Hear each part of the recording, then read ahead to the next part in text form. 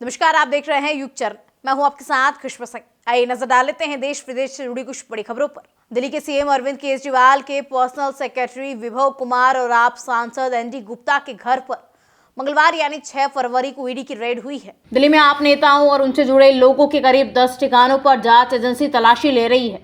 बताया जा रहा कि ईडी की कार्यवाही मनी लॉन्ड्रिंग से जुड़े एक मामले में हो रही है। ईडी के रेड के बीच दिल्ली के मंत्री और आप नेता आतिशी ने प्रेस कॉन्फ्रेंस की। उन्होंने कहा कि भाजपा हमें दबाना चाहती है, लेकिन हम डरेंगे नहीं। घोटाला हमने नहीं किया, असल में ईडी की जांच में ही फर्जी है। ईडी ने शराब नीति मामले में गवाहों के बयानों में फर्जीवाड़ा किया। आतिशी ने दावा किया कि शराब घोटाले में ईडी ने इन्वेस्टिगेशन के बाद सारे ऑडियो फुटेज डिलीट कर दिए। जिनसे भी बयान लिए गए, उन्होंने कहा कि उनसे दबाव में बयान दिए गए हैं। आतिशी ने पूछा कि ईडी ऑडियो डिलीट करके किसे बचाना चाहती है।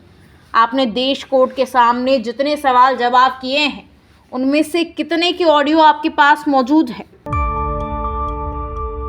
देश में इस साल होने वाले लोकसभा चुनावों के लिए बीजेपी और कांग्रेस दोनों खेमों ने अपनी तैयारियों की कवायद शुरू कर दी है। जहां बीजेपी और कांग्रेस में सांगठनिक तौर पर नेताओं की कसरत शुरू हो गई है।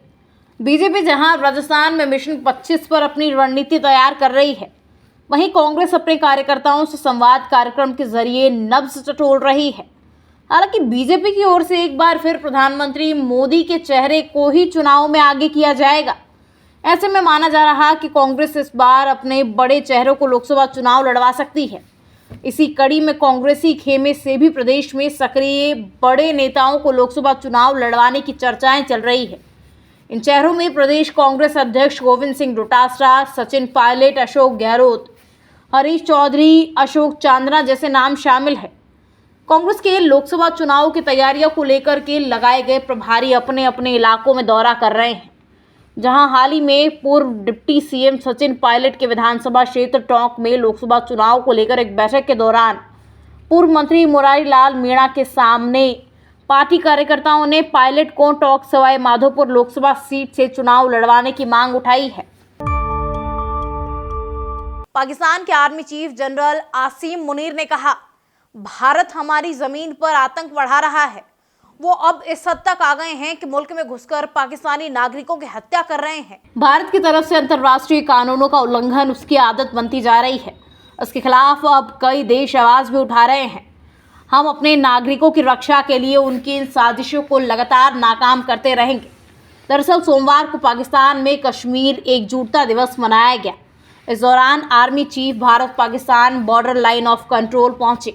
उन्होंने कहा, अगर कोई भी मुल्क पर हमला करेगा या हमारी क्षेत्रीय अखंडता का उल्लंघन करेगा, तो सेना पूरी ताकत से इसका जवाब देगी।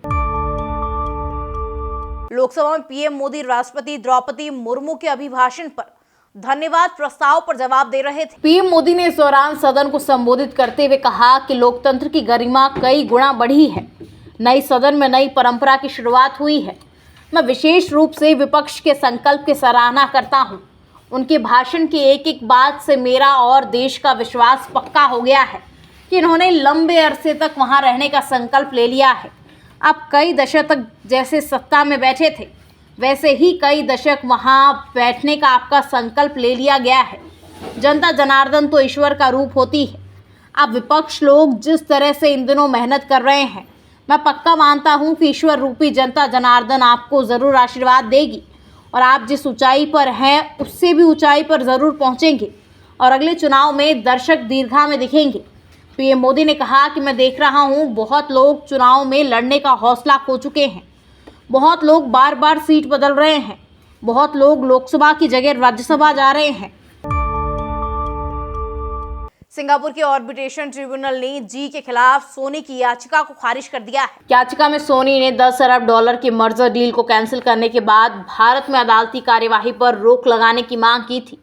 सोनी ने कहा कि वो सिंगापुर इंटरनेशनल आर्बिट्रेशन सेंटर के फैसले से निराश है। यह अदालती कार्यवाही पुनीत गोयनका के नेतृत्व वाली जी और मैडमैन फिल्म वेंचर्स ने शुरू की थी। मैडमैन फिल्म वेंचर्स जी का शेयरधारक है। इसमें नेशनल कंपनी लॉ ट्रिब्यूनल से मांग की गई कि वो सोनी को विलय करने का निर्देश दे। दिसंबर 2021 में जी और सोनी ने मर्जर के लिए एग्रीमेंट साइन किया था। सोनी ने मर्जर खत्म करने के लिए जी को 22 जनवरी को डील कैंसिल करने का लेटर भेजा था। सिंगापुर इंटरनेशनल ऑर्बिटेशन सेंटर ने कहा कि उसके पास जी को एनसीएलटी में जाने से रोकने का कोई अधिकार क्षेत्र या अधिकार नहीं है। ऐसी तमाम खबरों को देखने के लिए बने रहिए हमारे साथ युग चैनल पर। तब तक के लिए नमस्कार।